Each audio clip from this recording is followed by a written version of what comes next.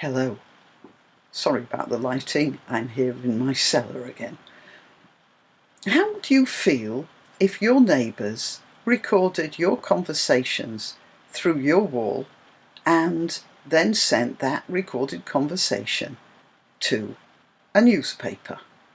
Well, I suppose if you were contemplating some evil, then it's probably an acceptable thing to do. But what if you were just having a row with your partner? I don't know how people who read The Guardian can be so corrupted that they think that's a good thing to do. But for some reason, reading The Guardian has a poisonous effect on your humanity. Now, these people, which way should it? That way, that's right. See, the camera records everything backwards, so sometimes I'm not sure where the pictures are going to end up. These people here thought that it was a good idea to record a row Boris Johnson was having with his girlfriend over some spilt wine on her sofa. Boris Johnson left his wife a few months ago and moved in with his girlfriend, and their relationship apparently is quite tempestuous, which I have to say serves him right. But there you are. However, Boris Johnson is also the front runner for the post of Prime Minister after the resignation of Theresa May, and The Guardian doesn't like that. So, neither do The Guardian readers. And these two happen to be Guardian readers. Well, you could sort of see that, can't you? Now, of course, Guardian readers act in the best interests of everybody.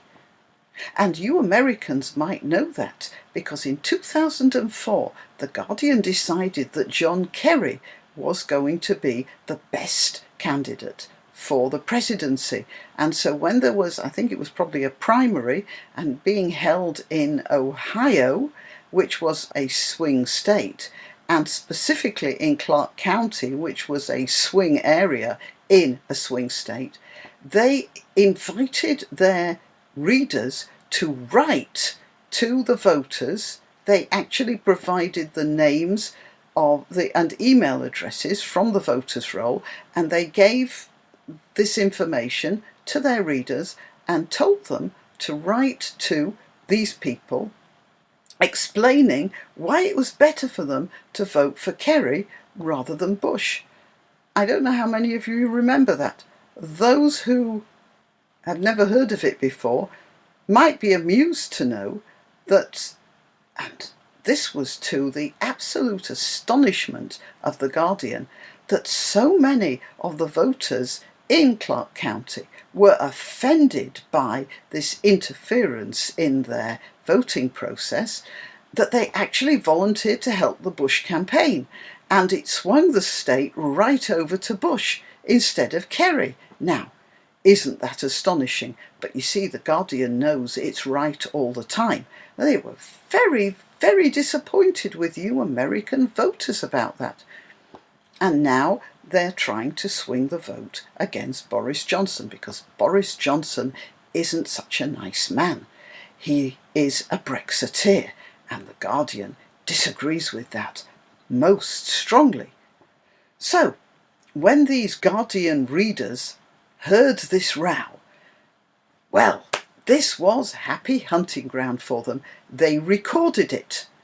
They say they recorded it because it was so violent that they were worried about the outcome. Then why didn't they destroy the recording after they'd called the police, and the police had turned up, and the police had gone to the door, and the police had spoken to Boris Johnson and his girlfriend, and the two of them seemed perfectly fine? For sure, they were very loud. Other neighbours also said they were having a real set to there. But no physical harm done. After the police had gone, these two neighbours took their recording and presented it as a gift, or maybe not such a gift, to the Guardian newspaper.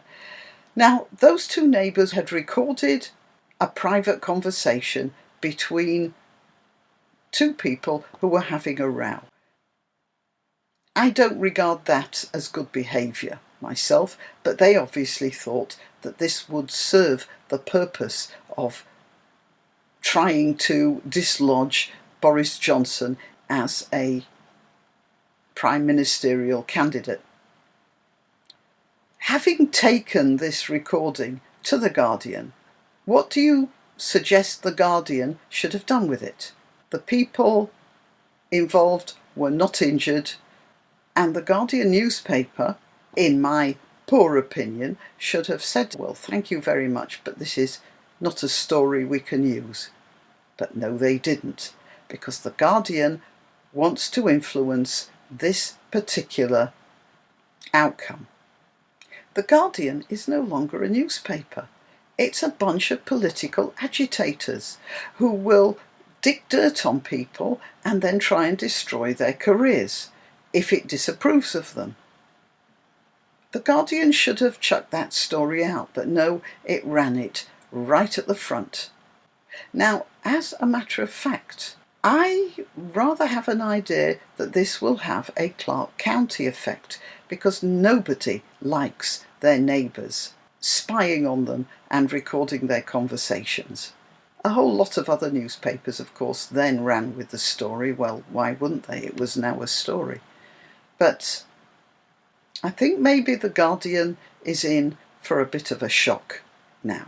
But then they will never understand this. They didn't understand what happened in Clark County, and I'm quite sure that when Boris Johnson gets put into place as the next Prime Minister, they won't understand that either. Thanks for listening. Please like and subscribe, and if you wish to donate, click the subscribe star link where you can make a one-off payment or set up a regular contribution, or I have a PayPal account at grannyopteryx@gmail.com. Till next time.